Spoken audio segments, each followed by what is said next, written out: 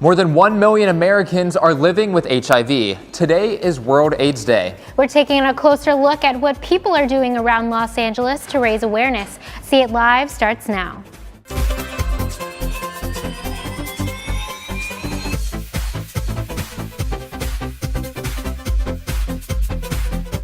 World AIDS Day is a chance for people to unite in the fight against AIDS. Good evening, I'm Tiffany Brevard. And I'm Tommy Brooksbank. Annenberg Media's JT Arosay is in Beverly Hills where an AIDS memorial quilt is on display.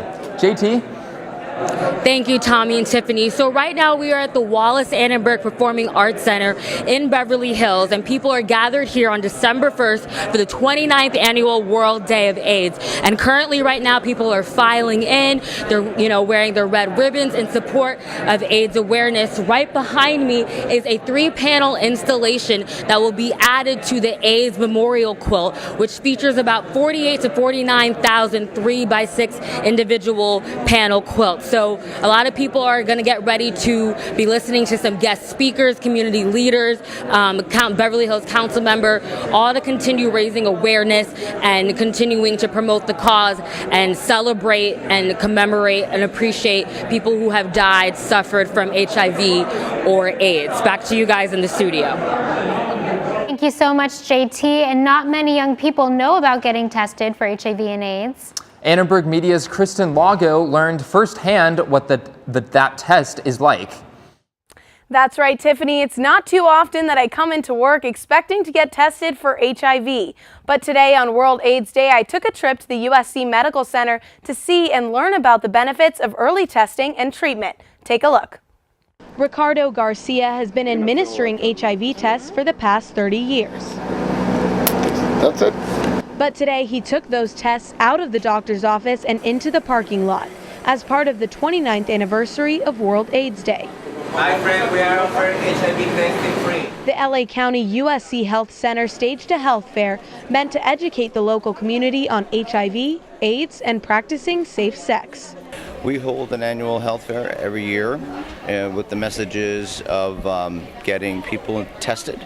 Garcia echoed Dr. Cadden, saying events like this are important for the community, especially at a time when many in California could be living with HIV and not even know it. When we talk about HIV, they believe that only the gay people is at risk, when the HIV doesn't discriminate. The HIV is for everybody. But education isn't the only thing this health fair is providing. The fair also features a rapid HIV testing van you can see behind me. It allows people on the street to come inside and get tested for HIV in under a minute. And to show you just how fast and easy it is to get tested, I'm going to step inside the van and give you a closer look. Just like a prick, right? Yeah. Okay. The test involves a simple finger prick and delivers results in about 30 seconds. Okay. 1, 2, 3. That's it. And as technology and medicine continue to advance, this simple test, if positive, can help many receive early treatment and prevent the virus's spread. All right. I have your results. We have made more advancements against it technologically and medically than any other virus infection in that period of time. So science has done wonders, but society has still kept us behind. Is the stigma about talking about it, and people, they don't want it. And it's that stigma that prevents thousands of Americans from getting tested. The Center for Disease Control and Prevention says that more than 150,000 Americans over the age of 13 don't know they have HIV. In California alone, more than 49,000 people are currently living with the virus. When I say, you want to get tested? Oh no, I feel good. I'm okay. I don't need to get tested. Remember, you can be with HIV without symptoms for 10 or more years. And today on World AIDS Day, Garcia and the entire medical community hope they can continue to promote awareness about a virus that can become deadly. And many organizations in Los Angeles have participated in World AIDS Day since 1988. One local LGBT advocate told me how the community is making a difference in the lives of people affected by AIDS. Because LA is one of the pioneering modern gay movement cities, we were actually either the second or the third to have an AIDS organization. AIDS Project Los Angeles was founded in 1982. So there's a ton of HIV and AIDS infrastructure. And in fact, in the 80s, when people who lived in other places, including New York City, found out they had HIV, many of them came to California and to Los Angeles so they could get better treatment here. We brought the conversation back to USC, and students told me why they think World AIDS Day is important. It's a pretty big subject all around the globe. I mean, especially here in America, we don't think about it too often, whereas other countries, it's a daily issue that's killing people. So making a day that raises awareness will allow people to think about it more. There's still a lot of work that needs to be done as far as like educating people on what AIDS is, how it affects people, how people get treatment. A lot of people really didn't know about the disease, so it's important to educate people so that they can prevent it. Most students we talked to were unaware that today is in fact World AIDS Day. Several also thought more could be done to recognize the day. President Obama spoke at the White House today about HIV and AIDS prevention. He outlined what the Obama administration is doing to combat the virus and life-threatening disease.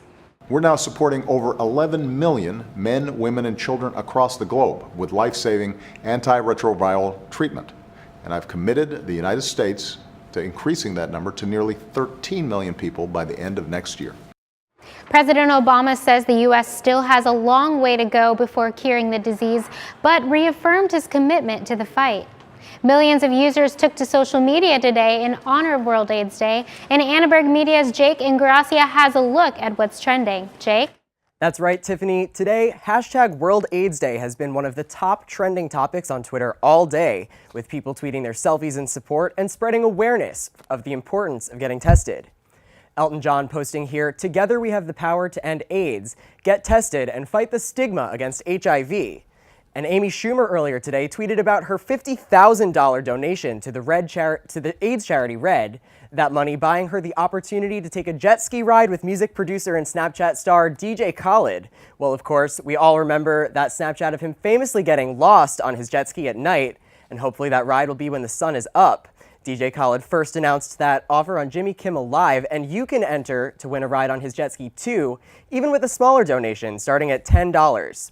Schumer and DJ Khaled are coordinating schedules to get that ride on the calendar. And Prince Harry and Rihanna are teaming up to get tested together today in the middle of a public square in Barbados. The prince and pop star, speaking to reporters afterwards, said how important it is to use their social media reach, emphasizing how easy that process is. And I was very happy. I think mostly why I'm here, I was so excited to find out last night from him that it was so easy. And the results come back that quickly. You can find out literally on the spot. But we just did it in the middle of Herald Square here in Barbados, and we just want to show people how easy it is to get tested and how you shouldn't be afraid of knowing the status, most importantly. But you don't need to be a celebrity to get in on that Twitter action. You can tweet your support and spread awareness too by using the social media hashtag World AIDS Day. And Tommy, what a great campaign for all these celebrities to be jumping in on. All right, thanks, Jake. AIDS Project Los Angeles wants you to get involved in World AIDS Day too by donating non-perishable items to its food drive. APLA is asking for canned foods and personal hygiene items for them to give out. APLA Health provides over 130,000 grocery bags a year to people living with HIV. The majority of our clients are low income or no income and are living off of their Social Security or disability checks. So nutrition is medicine. It's an important element of maintaining your health. And also it's important for those who are taking drugs on a daily basis, their medicine, to ensure that they have the proper nutrition. And that's what the food drive is all about. It's about providing food and sustenance to people who really need it. The food drive goes until December 30th. Several places in Los Angeles area are accepting donations. The APLA office is located on Wilshire Boulevard, only a couple of miles away from USC. There are several other drop-off locations in LA, including West Hollywood, City Hall, and Silver Lake's Arc Bar on Sunset Boulevard. You can visit the APLA's website to check out the drop-off location closest to you or to make a monetary donation. AIDS Lifecycle is an event run by the Los Angeles LGBT Center and the San Francisco AIDS Foundation. Their goal is to raise money and awareness for HIV/AIDS and services that organizations provide. Through this event, they hope to increase activism and volunteerism in communities. Cyclists have the opportunity to ride their bikes along the beautiful California coast, and the event is a 7-day, 545-mile bike ride from San Francisco to Los Angeles. The director of the Los Angeles LGBT Center shared more about the goal of Lifecycle.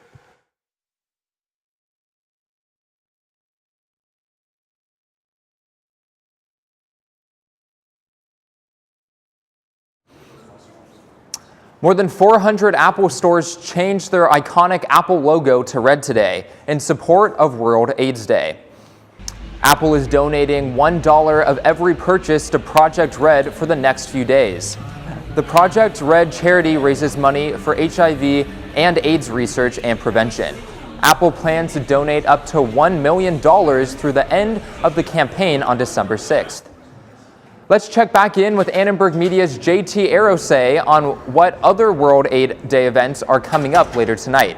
JT? Okay, if you guys are joining me right now, we are right outside the doors of the Wallis Annenberg Performing Arts Center. We're inside the Voices of Hope event for the World Day of AIDS is currently underway. People are viewing the AIDS Memorial Day Quilt panel, and there'll be guest speakers like Lily Boss, the Beverly Hills council member and former mayor, Greg Louganis, who's a former Olympic gold medalist, and we have Beverly Hills community leaders also speaking about how to raise awareness for the event. I talked to some people inside, and from what I gathered, people are saying that they want the quilt to be a powerful visual reminder of the AIDS pandemic, and they want this Voices of Hope event to remind the future and to be active, raise awareness, and also remember the past and remember the people who have died and suffered. The event is not over until 7 p.m., so if you do want to make your way down, you can, but also there are other events that you can also look forward to if you want to continue to be a part of this movement. So the Los Memorias AIDS Monument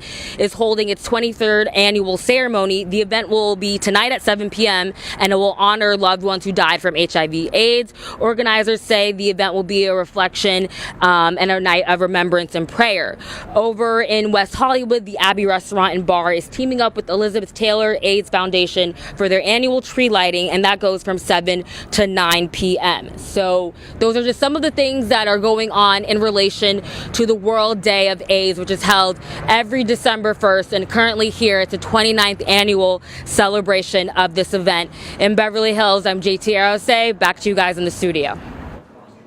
Thanks, JT. We have sad news tonight about a former Trojan. Former running back Joe Mcknight was shot and killed today in Louisiana. It happened at an intersection after an apparent argument with another driver. Mcknight played 3 seasons for the Trojans before being drafted by the New York Jets in 2010.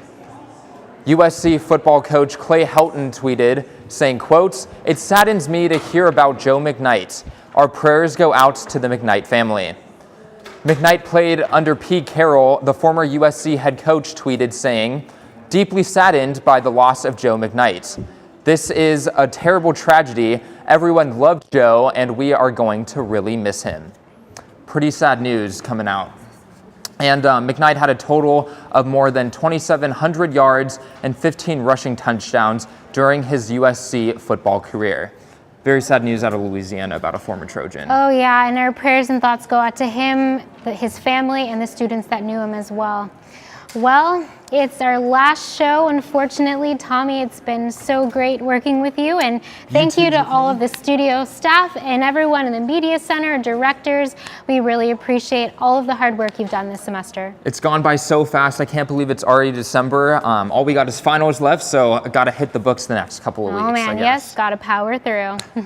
Well, thanks for watching See It Live tonight and every night this semester. From everyone at Annenberg Media, I'm Tommy Brooksbank. And I'm Tiffany Brevard. You can watch us on the web at uscannenbergmedia.com. Stay tuned for The Current.